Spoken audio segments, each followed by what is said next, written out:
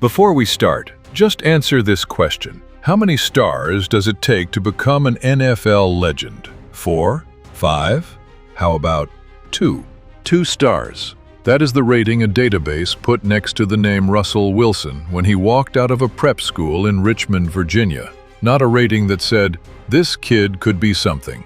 Not a rating that said, "Needs development." A rating that the football world uses to say, "He is not that good." He was 5'11". He played 2 sports. He came from a school nobody outside Virginia had heard of.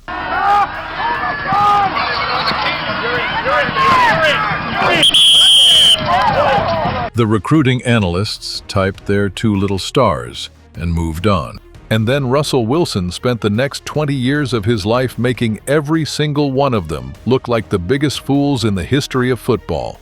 They rated him 2 stars. 4.5 to go. Wilson throwing, and it is caught for the touchdown. He became an NFL superstar, and this is the full story. Buckle up. To understand Russell Wilson, you have to understand where he came from. Not just Richmond, Virginia, but the bloodline. His father, Harrison Benjamin Wilson III, was an all-Ivy League wide receiver at Dartmouth who went to law school, and then, just to prove he could, trained himself back into shape and made the final cut of the San Diego Chargers in 1980. A lawyer, making an NFL roster. That was the man raising Russell Wilson. And from the time Russell was small, his father drilled 4 words into him that became the foundation of everything. Son, why not you? Every son carries the hope and dreams of his father. I've had the good fortune of knowing Russell since he was 13 years old. To fully understand Russell Wilson, the person, you must first have an understanding of his father, Harrison Wilson, the man who set the path that has led Russell to this moment in his life. Harrison didn't live to see this day, but he will be at Russell's side nonetheless, carried here by the love, devotion, and respect of his son. Russell grew up at collegiate school in Richmond. As a junior, he threw for 3,287 yards and 40 touchdowns.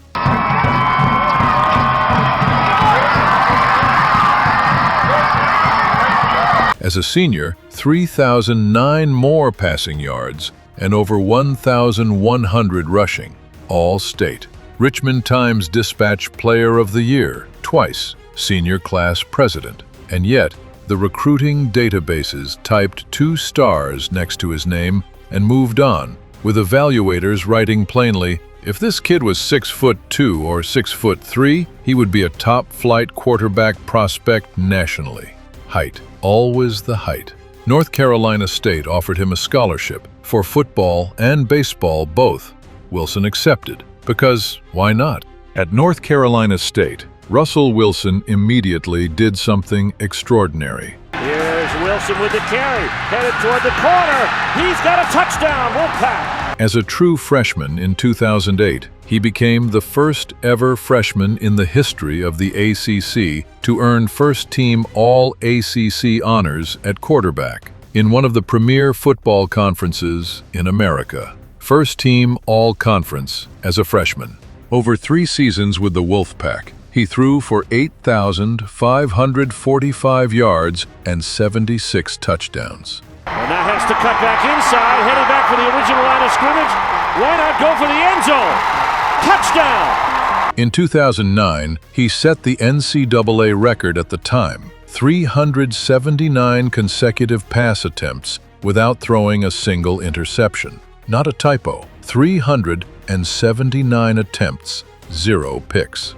Wilson in trouble, gets away from the defender, and then throws end zone, touchdown! And the entire time, he was also playing college baseball. On the baseball diamond, Wilson was a second baseman with a cannon arm, quick hands, and the kind of instincts that made professional scouts sit up straight. So it can be done, but it's tough.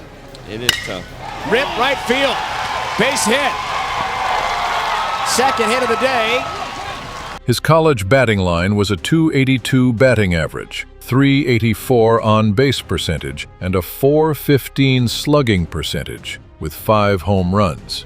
He could pitch in a pinch. He was, in the words of one Rockies scout, simply a good athlete who needed at-bats, which is scout speak for, the ceiling is real, we just haven't seen the floor yet.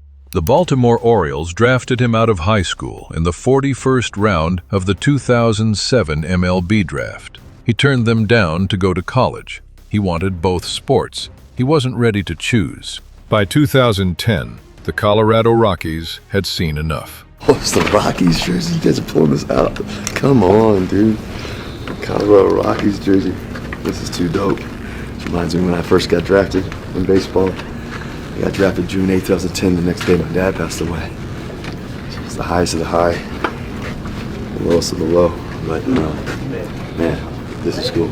Appreciate you guys. On June 8, 2010, they selected Russell Wilson in the 4th round of the MLB draft, the 140th pick overall, and handed him a $200,000 signing bonus, a 4th-round baseball pick, a 4th-round draft pick, while simultaneously being an all-ACC college quarterback. The man was operating in 2 professional pipelines at the exact same time. And then, 24 hours after the draft, 24 hours after one of the greatest days of his young life, his father died. Harrison Wilson III passed away on June 9, 2010, at 55, from complications related to diabetes. Russell was at his bedside. He said, "Dad, I'm here," and 3 seconds later, the EKG line went flat.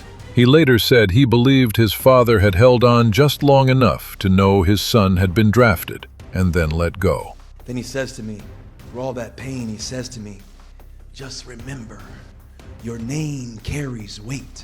It's one of the last things he ever told me. Your name carries weight. That summer, Wilson played 32 games for the Tri-City Dust Devils, the Rockies' short-season A affiliate. The following summer, 61 games for the Asheville Tourists. In 315 minor league at-bats, he slashed a .229 batting average, a .354 on-base percentage, and a .356 slugging percentage with 5 home runs and 26 RBIs. The Rockies rated him the best athlete and the fastest base runner in their entire system in 2011. Their head of scouting said he believed Wilson had a legitimate shot at the major leagues, that he needed about 1,500 at-bats to find out just how good he could be. But something was pulling him back. The football field was calling louder. His father's question was ringing in his ears. Wilson requested and received a release to transfer from NC State after tension over whether he would fully commit to football or baseball. In January 2012, Wilson called the Rockies' front office and told them he wasn't reporting to spring training. He was going to the NFL. He was choosing football. One sport, one shot, all in. Wisconsin head coach Brett Bielema took the call, gave Wilson the scholarship, and in the fall of 2011, Russell Wilson walked into Camp Randall Stadium as a graduate transfer with exactly 1 season to prove he belonged in the NFL. Number 1, and Crick couldn't bring him down. The slide step, and complete. What happened in that single season is one of the most statistically mind-bending performances in the history of college football. Wilson completed 225 of 309 passes, a 72.8 completion percentage. He threw for 3,175 yards. He threw 33 touchdowns. He threw 4 interceptions in a full season. His passer efficiency rating was 191.8, a new FBS single-season record that still stands to this day. Here on the play action, Russell Wilson on 2nd down has picked up a 1st down. He was named Big Ten Quarterback of the Year, first team All-Big Ten. He led the Badgers to the Big Ten Championship. He took them to the Rose Bowl, and he did all of it in 12 months at a school he'd never attended before, in an offense he learned from scratch. For 1 year, at one of the biggest programs in America, Russell Wilson was the most efficient passer who had ever played the game. Wilson running away from Crick. Now gets back and he takes off. The doubts should have been dead. They weren't, because he was still 5'11". They will never let this man forget that he is 5'11". The 2012 NFL Draft Combine arrived. The analysts and scouts had their measuring tapes ready. John Gruden went on ESPN and said plainly, "The only issue with Russell Wilson is his height. That might be the reason he's not picked in the first couple rounds." Chris Winkie, a former NFL quarterback himself, told reporters, "If he was 6'5", he'd probably be the #1 pick in the draft." 6'5", not even close to what Wilson actually was. As if the only path to quarterback greatness ran through a number that had nothing to do with the football being thrown. Pick 1 went by, 10 went by, 20, 50. 74 players heard their names called in the 2012 NFL Draft before the Seattle Seahawks selected Russell Wilson at number 75. With the 75th pick in the 2012 NFL Draft, the Seattle Seahawks select Russell Wilson, quarterback, Wisconsin. Third round, 6th quarterback off the board. The ridicule was immediate. Seattle had just paid big money to sign free agent quarterback Matt Flynn. Why would they draft another quarterback they couldn't possibly start? The talking heads laughed. The analysts moved on. Russell Wilson walked into Seattle's training camp. And then he destroyed Matt Flynn so thoroughly in the preseason that Seattle's coaching staff didn't even need to have a meeting about it. Wilson went 13 for 19 for 185 yards, 2 touchdowns, and 58 rushing yards against the Chiefs in one preseason game. Here comes the blitz. Wilson has time, looks right, throws, ball's right on the money. Golden Tate makes the catch. Head coach Pete Carroll later told Sports Illustrated, "When we gave Russell the job, I thought, well, buckle up. It's going to be a Disney ride." It wasn't conventional thinking, but conventional thinking, that's not always what wins. A 75th overall pick, 5'11", he beat out a $19.5 million free agent. Then the season started, and the football world's education in Russell Wilson began in earnest. Rookie year statistics: 252 completions on 393 attempts, 3,118 passing yards, 26 touchdowns, tying Pro Football Hall of Famer Peyton Manning's all-time record for TDs by a rookie quarterback. Russell Wilson, touchdown! A 100.0 passer rating, and 489 rushing yards, and 4 more touchdowns on the ground. The first rookie quarterback in NFL history to lead his team to a perfect home record in a single season. Wilson, good play fake, throws, pass is going to be caught inside the Broncos' 15-yard line. But the moment people finally understood what was in front of them came on December 2nd, 2012, in Chicago. The Seahawks were trailing the Bears, one of the NFL's best defenses that season, the league leader in takeaways, 14-10. 3 minutes and 40 seconds left in regulation. Ball on their own 3-yard line, 97 yards away from a lead. Their season on life support. What Russell Wilson did next should not have been possible. 12 plays, 97 yards. Russell Wilson's throw is hauled in by Baldwin. A 14-yard touchdown pass to Golden Tate. Seahawks lead 17-14 with 24 seconds left. The sideline erupted. The crowd went silent. The Bears had to call a miracle just to survive, and they got one. Jay Cutler hit Brandon Marshall for 56 yards, setting up a 46-yard Robbie Gould field goal as time expired. Overtime. Wilson won the coin toss, drove 80 yards, 12 more plays, and threw the game-winning 13-yard touchdown to Sidney Rice to win it. Wilson throws, Sidney Rice. Game over. 23-17. Final stat line: 293 passing yards, 71 rushing yards, 2 touchdowns, 0 turnovers, against the #1 defense in the NFL. Even Skip Bayless, who had spent weeks dismissing him, went on television the next morning and admitted he'd just watched something he couldn't explain. Pete Carroll would later say that the Chicago game was the one where we discovered that Russell could be a centerpiece in those kinds of situations. The 2-star recruit had just told the entire NFL, "I am not a normal quarterback." Year 2, the Seahawks went 13-3, Wilson threw for 3,357 yards, rushed for 539 more, and accounted for 27 touchdowns. Wilson to the end zone. Touchdown, Seahawks. He was a dual threat in the truest, most terrifying sense. A quarterback who could drop back and dissect a defense with surgical precision, or tuck the ball and turn a busted play into a 25-yard gain before the defense knew what happened. No offensive line needed, just his feet, his eyes, and that unconscionable improvisation instinct. And then came February 2nd, 2014. MetLife Stadium, Super Bowl 48. The Denver Broncos, Peyton Manning's Broncos, who had just posted the highest-scoring regular season in NFL history. The offense everyone in football was talking about. This was supposed to be Manning's coronation, one last ring for the greatest regular season quarterback who ever lived. The final score was 43-8. The Seahawks didn't just win the Super Bowl. And Richard Sherman finished the game on crutches. Pete Carroll is a Super Bowl winning head coach, getting a hug from Russell Wilson, who he drafted in the third round just 2 years ago.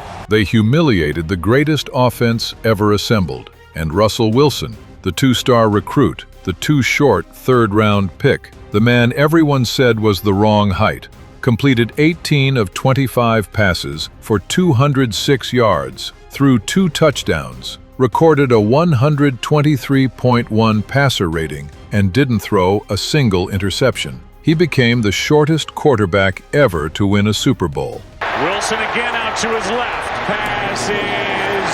And just the fourth second-year quarterback to win one.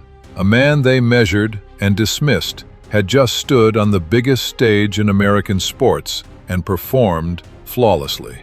They rated him 2 stars. He became an NFL superstar. And in that moment, for everyone watching, there was nothing left to debate. But if Super Bowl 48 was the coronation, then the NFC Championship game on January 18, 2015, was something else entirely. Something that crosses out of sports and into mythology. Green Bay Packers, CenturyLink Field. Wilson was having a nightmare of a game. By the fourth quarter, he had thrown 4 interceptions. He's going to air it out. Good coverage and picked off by Ha-Ha. The Seahawks trailed 19-7 with 5 minutes left. Network cameras were already cutting to the Green Bay sideline. Color commentators were writing the epitaph. The Seahawks were done. Everyone agreed. Everyone except the man taking the snaps. Wilson ran for a touchdown, 19-14. An onside kick recovered by Seattle. Marshawn Lynch punched it in, 20-19. Marshawn Lynch! Beast mode! Touchdown! Wilson hit a 2-point conversion pass to Luke Wilson, 22-19. Up for grabs. And caught! The Packers tied it with a field goal at the end of regulation. Overtime. Seattle won the toss, and on the first drive of overtime, Russell Wilson dropped back, pump-faked, and launched a 35-yard touchdown strike to Jermaine Kearse that ended the game. Wilson toward the end zone. It is caught! After 4 interceptions, down 12 points with 5 minutes left, he engineered the largest postseason comeback in Seahawks franchise history and punched Seattle's ticket to a second consecutive Super Bowl. Stop and sit with that for a moment. 4 interceptions, 12 points down, 5 minutes left, and he still found a way to win. There is no box that fits Russell Wilson. There is no label. There is no measuring tape. There is only what he does when the game is on the line, and what he does is win.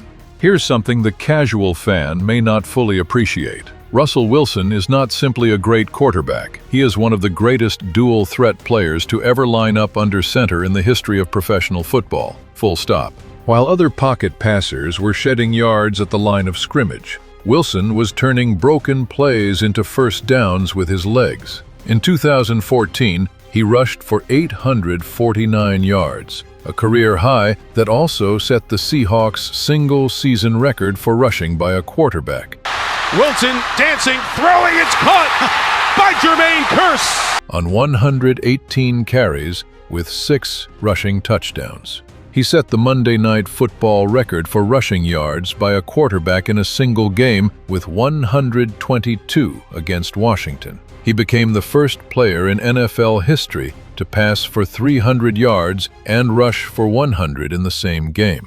He is the first quarterback in NFL history to eclipse 40,000 passing yards and 5,000 rushing yards in a career. And Russell Wilson runs out to the right, inside the 10, first and goal. No one in the history of the position had ever done both. The prototype quarterbacks who got 5-star ratings and first-round picks couldn't run the way Wilson ran. The pocket passers they drafted ahead of him couldn't extend plays the way he extended plays. He did something no quarterback had ever done, not because the scouts saw it coming, but because they never saw him coming at all. In 2019, he put up numbers nearly identical to league MVP Lamar Jackson, doing it behind one of the lowest-rated offensive lines in football. In 2018, he posted a 110.9 passer rating, a personal and franchise best. He can run, you all know that, and Wilson's going to pick up the first down and a few more. He was a first-team All-Pro by Pro Football Focus that year. He won the Walter Payton Man of the Year award in 2020. He was only the first quarterback in NFL history to have a winning record in each of his first 9 seasons, meaning every year, every team, every coaching scheme tried to stop him, and every year he found a way to win more than he lost. The 2-star recruit became a one-of-a-kind NFL player, the kind of player that gets created exactly once. Nothing about Russell Wilson's story was ever easy, and Denver was no exception. In March 2022, after 10 record-setting seasons in Seattle, Wilson was traded to the Denver Broncos. He signed a 5-year, $242.6 million extension. He wore number 3 in honor of his late father's number at the Chargers. He flew into Denver with championship expectations sitting on his back. Wilson floats it. There's Judy. Pass caught. What followed was the most painful chapter of his football life. The 2022 Broncos finished with the worst scoring offense in the entire NFL. The chemistry was off. The results were brutal. He was benched near the end of the 2023 season. In the spring of 2024, the Broncos released him, absorbing one of the largest dead cap hits in league history to do it. The man who had won more games in his first 9 seasons than any quarterback in NFL history was unemployed. Russell Wilson signed with the Pittsburgh Steelers, and in 2024, Wilson fires end zone touchdown, Van Jefferson! At 35 years old, after the public humiliation of Denver, he went out and earned his 10th Pro Bowl selection. After everything, after Denver, after the benching, after the narrative had already been written that it was over, he is still playing professional football. He is still competing. He signed with the New York Giants for 2025. The 2-star recruit who everyone put in a box is still refusing to stay in it. When the full accounting is finally done, when the last snap is taken and the career is closed, Russell Wilson will almost certainly walk through the doors of Canton. The numbers are there, the rings are there, the fingerprints on the game are undeniable. But the Hall of Fame plaque won't capture the real story. The real story is a kid from Richmond who got 2 stars, kept hearing the word no dressed up as a measurement, and never once accepted it as the final answer. He grew up asking, "Why not you?" The football world spent 2 decades trying to explain why not. He spent 2 decades proving every single one of them wrong. They rated him 2 stars. He became an NFL superstar. And when they put him in Canton, and they will, those 2 stars will be the most embarrassing footnote in NFL history. They said the box was his ceiling. He used it as a launch pad. If this story hit you the way it was supposed to, smash that subscribe button and ring the notification bell. End Zone Exposed goes where the highlight reels don't. We tell the full story, the grind, the grief, the doubts, the comeback. Drop a comment. Was Russell Wilson the most disrespected great quarterback of his generation? Tell us where you think he ranks all time. Like this video if you believe 2 stars wasn't a rating, it was a challenge. And share it with someone who still doesn't know what he really was. End Zone Exposed is where the truth always scores.